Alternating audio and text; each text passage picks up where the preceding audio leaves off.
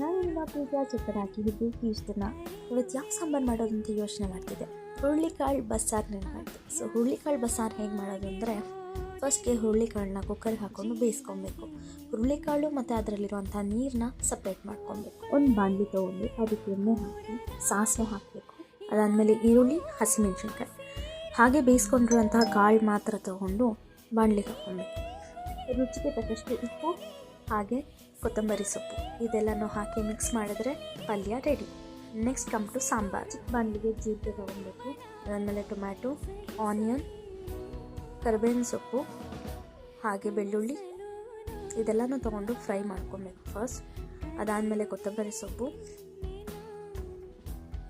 ಹುಣಸೆಹಣ್ಣು, sambar powder 2 spoon, ರುಬ್ಕೊಂಡಿರುವಂಥ ingredients ಹಾಗೆ ಬೇಯಿಸ್ಕೊಂಡಿರುವಂಥ ರುಚಿಗೆ ಇದೆಲ್ಲನೂ ಹಾಕಿ ರಿಮೈನಿಂಗ್ ವಾಟರ್ ಅದನ್ನು ಚೆನ್ನಾಗಿ ಕುದಿಸ್ಬೇಕು. ಆ್ಯಂಡ್ ಹುರುಳಿಕಾಳು ಬಸ್ಸಾರು